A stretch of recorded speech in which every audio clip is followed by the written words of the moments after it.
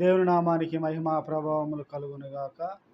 గడిచిన దినములంతా కూడా దేవుడు తన కృపలో మనందరినీ కూడా క్షేమకరముగా కాపాడి మరి యొక్క పునరుద్ధరణ దినము నాడు ఆయన సన్నిధిలో ఆయన మాటలు వినుటకు దేవుడు మనకు సహాయం చేసి ఉంటున్నాడు. ఈ యొక్క ఆదివారంకు గాను మనము ధ్యానం చేయవలసినటువంటి అంశము అభిషక్త పరిచర్య క్రీస్తు పరిమళము అనేటువంటి అంశం మనం చూస్తూ ఉంటున్నాము. ప్రార్థన చేసుకుని వాక్యంలో ముందుకు కొనసాగుదాము. పరిశుద్ధుడా, ప్రేమగల తండ్రి, నీకు వందనాలు. ఈ సమయంలో తండ్రి మేము మీ మాటలు ధ్యానిస్తుండగా మీ యొక్క కృపచే మమ్మల్ని బలపరిచి మా అందరితో మాట్లాడమని యేసునామమున ప్రార్థిస్తున్నాం తండ్రి, ఆమేన్. మంచిది. ప్రియమైనటువంటి దేవుని యొక్క సంగమా, దేవుని యొక్క బిడ్డలారా, ఈ యొక్క అభిషక్త పరిచర్య క్రీస్తు పరిమళము అనేటువంటి మాట మనము చూస్తూ ఉన్నాము. ఈ యొక్క అభిషక్త పరిచర్య అనగా దేవుని కొరకు ప్రత్యేకింపబడినటువంటి వారు, దేవుని యొక్క సేవను చేయుటకు ఆయనతో కలిసి నడుస్తూ ముందుకు కొనసాగేటువంటి వారుగా, దేవునికి అత్యంత సమీపముగా ఉండేటువంటి వారుగా పాత నిబంధన గ్రంథంలో మనము చూస్తే దేవుడు తన యొక్క పరిచర్య నిమిత్తము ఏర్పరచుకొనినటువంటి వారిని అభిషేకించే ఆ యొక్క పరిచర్యలో ముందుకు నడిపించేటువంటి మాట మనము నిర్గమాకాండము 29వ అధ్యాయము 1 నుంచి 9 వరకు ఉన్నటువంటి ఈ యొక్క వచనములలో మనం చూస్తే, ప్రియులారా, ఈ యొక్క భాగంలో దేవుడు అహరోనును తన యొక్క కుమారులను యాజకత్వము చేయుటకు, దేవుని యొక్క పని చేయుటకు వీరిని దేవుడు ఎన్నుకున్నటువంటి వాడుగా ఉంటున్నాడని చెప్పి మనం చూస్తూ ఉన్నాము. వారు సిద్ధపాటు కలిగి ఆ యొక్క వారి దోషములు పోవు దాని నిమిత్తము అక్కడ పొట్టేళ్లను వాటిని తీసుకొని రావడము, కలంకము లేనటువంటి 2 పొట్టేలను, పొంగని భక్ష్యములు, ఇటువంటి వాటిని అన్నింటినీ కూడా తీసుకొచ్చి వారు దేవుని యొక్క సన్నిధిలో ఉంచి వాటిని అర్పించిన తర్వాత వీరికి జరిగినటువంటి విధం మనము చూస్తే 5వ వచనం కాంచి, ప్రియులారా, ఆ వస్త్రములను తీసుకొని చొక్కాయని, ఏపోదును, నిలువుటంగిని, ఏపోదు పాతకమును అహరోనుకు ధరింపచేసి ఏపోదు విచిత్రమైన నడికట్టును అతనికి కట్టి అతని తల మీద పాగాను పెట్టి ఆ పాగా మీద పరిశుద్ధ కిరీటమును అభిషేక తైలమును తీసుకొని అతని తల మీద పోసి అతనిని అభిషేకించను. మరియు నీవు అతని కుమారులను సమీపింపచేసి వారికి చొక్కాయలను తొడిగింపవలను. అహరోనును అతని కుమారులను దట్టి కట్టి వారికి కుళ్ళాయలను వేయింపవలను. నిత్యమైన కటనను బట్టి యాజకత్వము వారికగును, అహరోనుకు అతని కుమారులకు అని అలాగున ప్రతిష్ఠింపవలను అని చెప్పి దేవుడు మోషేతో ఇక్కడ మాట్లాడడము, అహరోను గురించి, వారి యొక్క యాజకత్వము గురించి, వారి యాజకత్వం చేసేటప్పుడు ఏ విధముగా ఉండాలి అనేటువంటి మాటలు అక్కడ మనం చెప్పడం చూస్తూ ఉన్నాం, ప్రియులారా. మరి యొక్క ఈ పరిచర్య, అభిషక్త పరిచర్య మరి ఎందుకు అని చూస్తే, దేవుడు తన యొక్క పిల్లలను ఆయనకు సమీపముగా ఉంచుకోవడం కొరకు, పాపములో మగ్గిపోయేటువంటి వారిని ఆ పాపము నుంచి విడిపించడం నిమిత్తము మనము చూస్తూ ఉన్నాము. ఈ యొక్క అభిషక్త పరిచర్య దేవునికి సమీపముగా ఉండి చేయడము. దేవునికి పరిచర్య చేయడం అంటే వారి పనులన్నింటిని కూడా వారు విడిచిపెట్టి దేవుని కొరకు వారు జీవించేటువంటి వారుగా, ఒక సమర్పణ కలిగి ఉన్నటువంటి వారు అభిషక్త పరిచర్యలో ముందుకు కొనసాగేటువంటి వారుగా మనము చూస్తూ ఉన్నాం, ప్రియులారా. అటువంటి వారు దేవుని యొద్ద పరిచర్య చేస్తూ వారు మానవులకు మనము చేసినటువంటి అపరాధములను బట్టి వారు ఎటువంటి బలి అర్పించాలి, ఏ విధముగా దేవునికి సమీపంగా ఉండాలి, ఏ విధముగా పాప పరిహారార్థము వారు నొందాలి అనేటువంటి మాట దేవుడు ఆ యాజకులకు తెలియపరిచినప్పుడు వారంతా కూడా ఆ విధముగా అక్కడ ఉన్నటువంటి జనులు అటువంటి బలులు అర్పించి దేవునికి సమీపముగా అయ్యేటువంటి వారుగా మనం పాత నిబంధన గ్రంథంలో మనం చూస్తూ ఉన్నాము. వీరు యాజకత్వము చేయడానికి ముందుగా దేవుడు వీరిని అభిషేకించమని మోషేతో తెలియపరుస్తూ ఉంటున్నాడు. దేవుని యొక్క పరిచర్యలో మరి ముందుకు కొనసాగాలి అంటే దేవుని యొక్క ఆత్మ నొందినటువంటి వారు హస్తనిక్షేపణ చేసి వారిని ప్రార్థించి అభిషేకము చేయడము, తల మీద నూనె పోయడము, నూనె అభిషేకమునకు గుర్తుగా మనం చూస్తూ ఉన్నాము. ఆ విధముగా వారిని అభిషేకించి ఆ యొక్క పరిచర్యలో ముందుకు నడిపించేటువంటి వారుగా ఉండాలి అని అక్కడ మోషేకు తెలియపరుస్తూ ఆ విధముగా ఆ పరిచర్యను వారికి ప్రతిష్ఠించి వారిని యాజకులుగా చేసినటువంటి విధానము మనం ఈ యొక్క భాగంలో మనము చూస్తూ ఉన్నాం ప్రియులారా. దేవునికి అత్యంత సమీపముగా ఉండాలన్నదే దేవుని యొక్క ఉద్దేశము. ఎవరు కూడా నశించడము ఆయన యొక్క ఉద్దేశము కానే కాదు. ఈ యొక్క బలి యొక్క ఏమిటంటే దేవునికి ఒక సువాసనముగా మనము చూస్తూ ఉన్నాం ప్రియులారా. ఈ యొక్క నైవేద్యములను వీరు అర్పించినప్పుడు ఆ యొక్క సువాసన ద్వారా, ఆ యొక్క బలుల ద్వారా దేవుడు వీరి యొక్క అపరాధములను మన్నించి ఆ యాజకుల ద్వారా వారిని పవిత్రులుగా చేయడము మనము చూస్తూ ఉన్నాం ప్రియులారా. అభిషేక తైలము తీసుకొని అతని తల మీద పోసి అతనిని అభిషేకించవలను.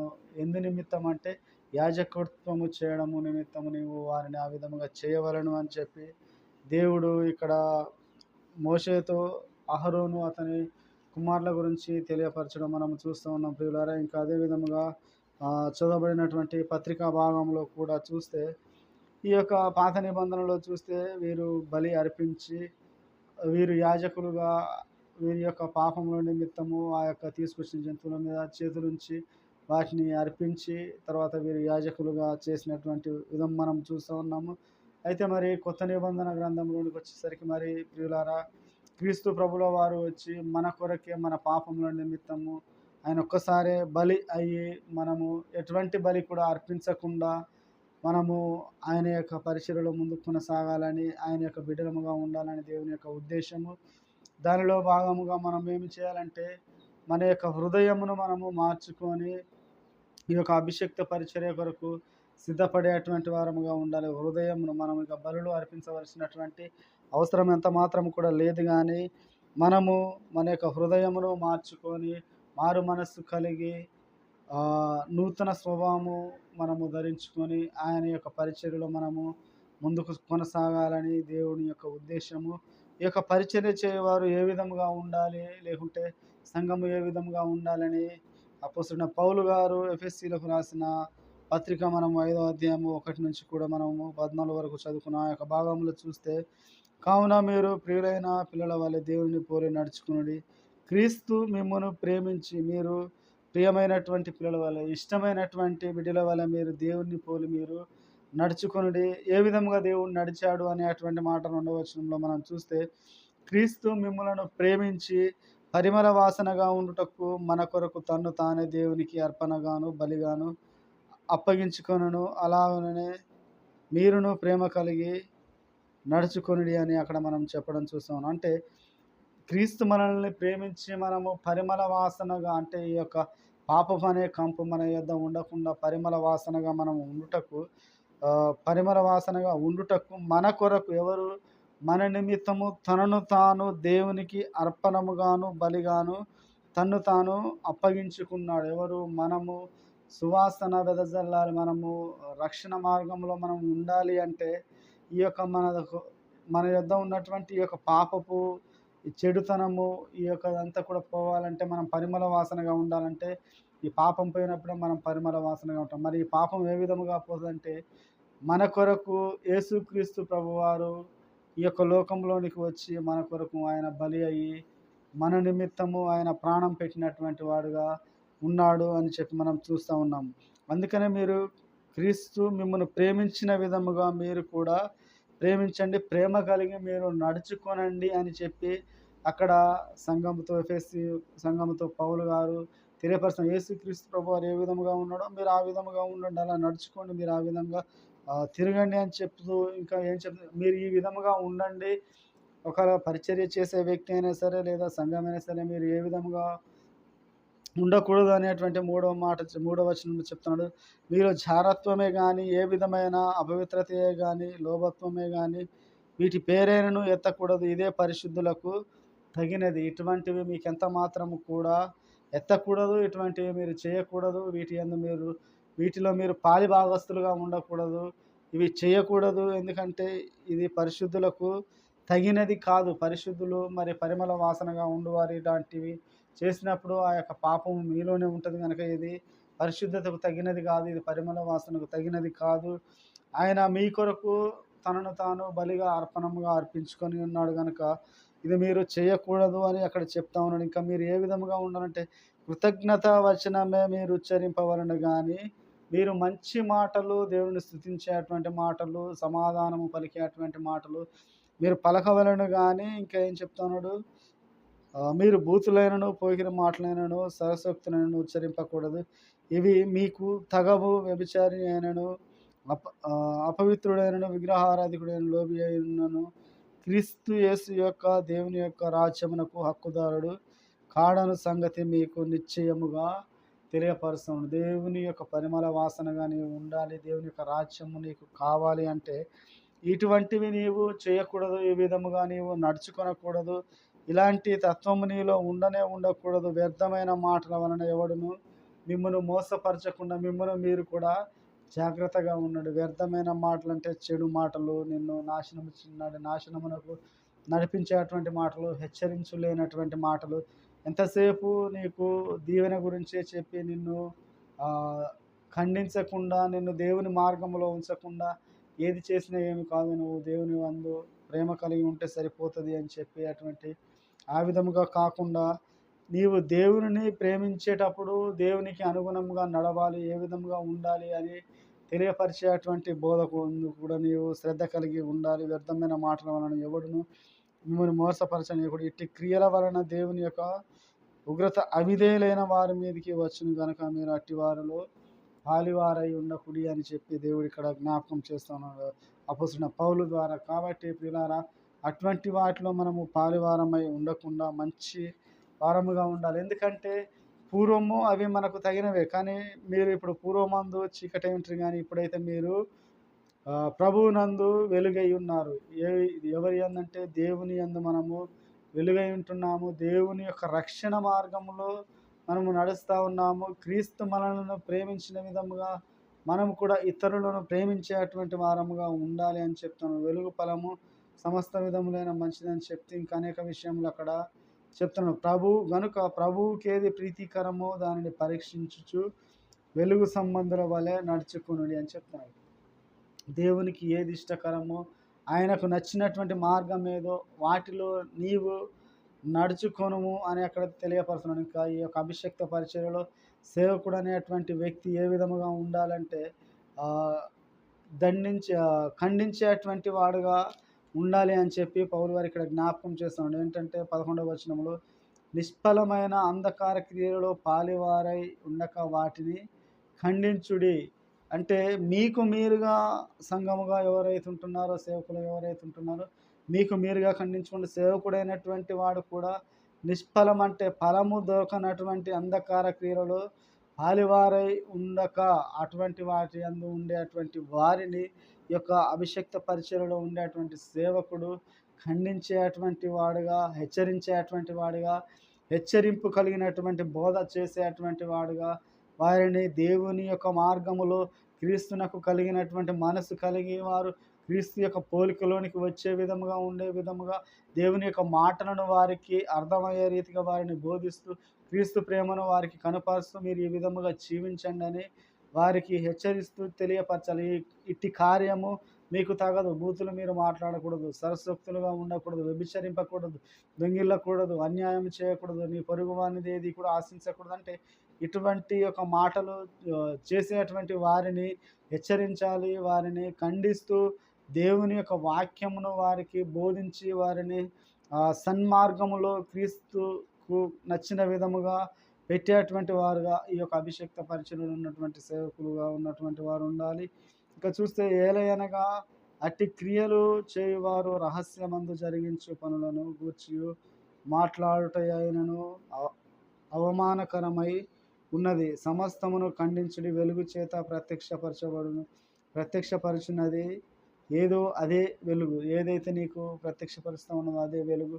నిన్ను సన్మార్గంలో నడిపించేది వెలుగు. ప్రతి సమస్తమును కూడా మీరు ఖండించే విధముగా ఉండాలి. అందుచేత నిద్రించుచున్న నీవు మేలుకొని మృతులలో నుండి లెమ్ము, క్రీస్తు నీ మీద ప్రకాశించునని ఆయన చెప్పుచున్నాడు. ఇటువంటి క్రియలు చేసేటువంటి నీవు సంగమా, ఎక్కడైతే నీవు ఉంటున్నావో, దేవుని యొక్క బిడ్డగా నీవు పిలువబడుచున్నావో, ఏ ప్రాంతంలో నీవు ఉంటున్నావో నీవు మేలుకో. ఇటువంటి క్రియలు ఎంత మాత్రం కూడా చేయకు. దేవుని యొక్క ప్రకాశము నీ మీద ఉదయించే విధముగా మారు మనసు కలిగి ఆయనకు సాక్షార్థముగా జీవించేటువంటి బిడ్డగా నీవు ఉండాలని దేవుని యొక్క చిత్తము, దేవుని యొక్క ఉద్దేశముగా మనము చూస్తూ ఉన్నాం ప్రియులారా. ఇంకా మనము చదవబడినటువంటి సువార్త భాగంలో కూడా అనేక విషయములు అక్కడ మనం చూడవచ్చు. యేసుక్రీస్తు ప్రభువారు అక్కడ 70 మందిని కూడా ఒకేసారి పరిచర్యకు పంపించడము, వారిని ఇద్దరిద్దరినిగా సేవ పరిచర్య నిమిత్తము వారిని పంపిస్తూ ఉన్నాడు యేసుక్రీస్తు ప్రభువారు. ఇద్దరిద్దరినిగా వారిని సేవా పరిచర్యకు పంపిస్తూ ఏం చెప్తున్నాడు, పంపినప్పుడు ఆయన వారితో ఇట్లానే చెప్తున్నాడు, ఏమని, కోత విస్తారంగా ఉన్నది కనుక కానీ పనివారు కొద్దిమందియే, కాబట్టి కోత యజమానుని తన కోత కొరకు పనివారిని పంప వేడుకొని మీకు ఈ విధమైనటువంటి మాటలు చెప్తా ఉంటున్నారని ప్రభువారు వారికి తెలియపరుస్తూ, ఇంకా 3వ వచనంలో ప్రాముఖ్యమైనటువంటి మాట తెలియపరుస్తున్నారు. ఏంటంటే, మీరు వెల్లుడి, ఇదిగో తోడేళ్ల మధ్యకు గొర్రె పిల్లలను పంపినట్లు నేను మిమ్మల్ని పంపుచున్నాను.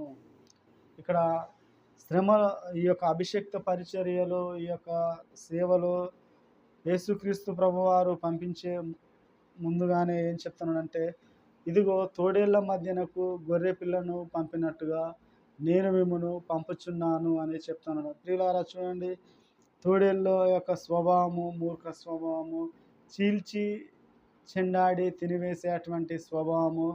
ఆ యొక్క తోడేళ్ళు మధ్యలో నేను నిన్ను గొర్రె పిల్లను పంపిన విధముగా నేను నిన్ను పంపుతా ఉంటున్నాను కనుక నీవు ఏ విధముగా నడుచుకోవాలి, ఏ విధముగా ఉండాలి అని ఒకసారి నీకు నువ్వు పరిశీలన చేసుకొని ఈ యొక్క అభిషేక్త పరిచర్యలో నీవు నడుచుకునే విధముగా ఉండాలి. సువార్త పాఠంలో మత్తయి సువార్తలో చెప్పిన విధంగా పావురం వలె నిష్కపటులై, పాము వలె వివేకము కలిగి ఈ యొక్క అభిషేక్త పరిచర్యను ఆయనకు మహిమకరముగా, ఈ యొక్క కోత విస్తారముగా ఉన్నది కనుక పనివారి కొరకు మనం ప్రార్థించే వారంగా, పంపమని దేవుని అడిగే వారంగా ఉండాలి.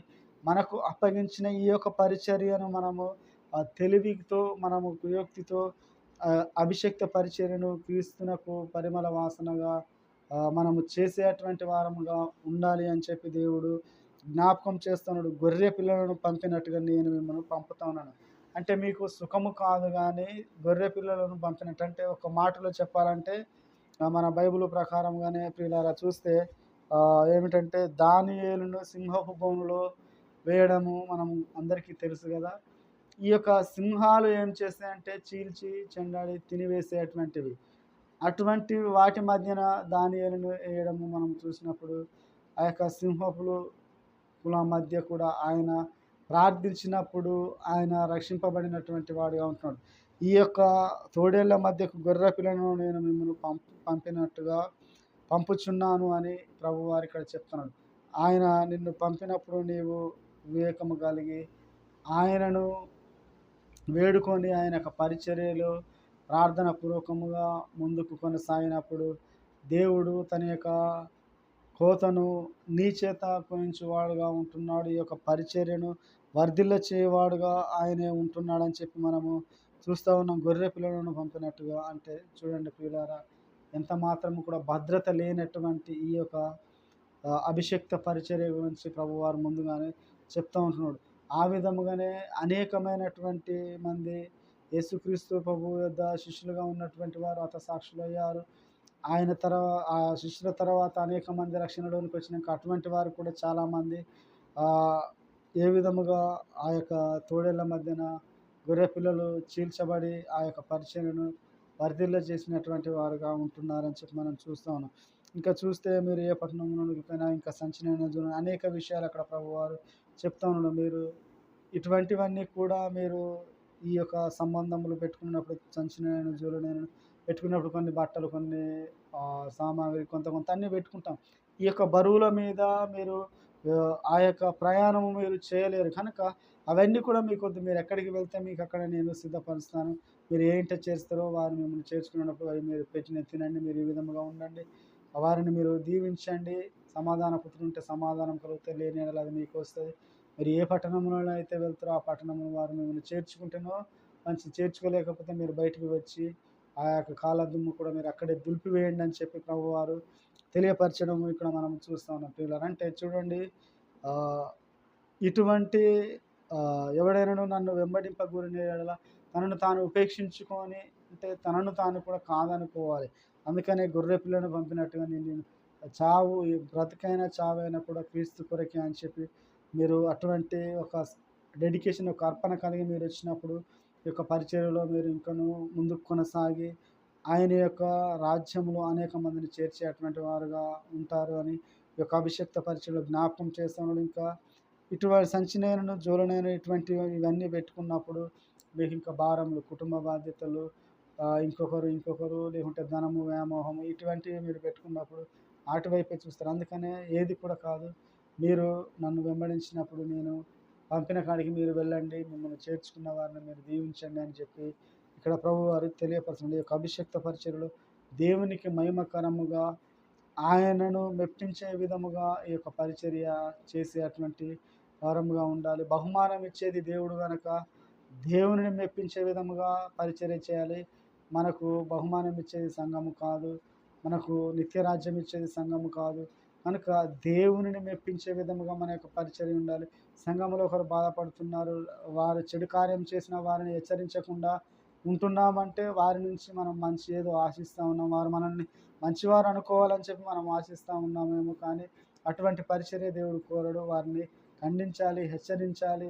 దేవుని యొక్క మాటల చేత వారిని బలపరుస్తూ అటువంటి కార్యముల నుంచి వారిని వేరుపరిచి దేవునికి అంటుకట్టబడేటువంటి ఈ యొక్క అభిషక్త పరిచర్యలో మనం ముందుకు కొనసాగాలని దేవుడు మనకు జ్ఞాపకం చేస్తున్నాడు. అటువంటి పరిచర్య మనం ముందు చేయదుము గాక. అటువంటి కృప పరిశుద్ధాత్మ దేవుడు మనందరికీ దయచేయును గాక. ఆమేన్.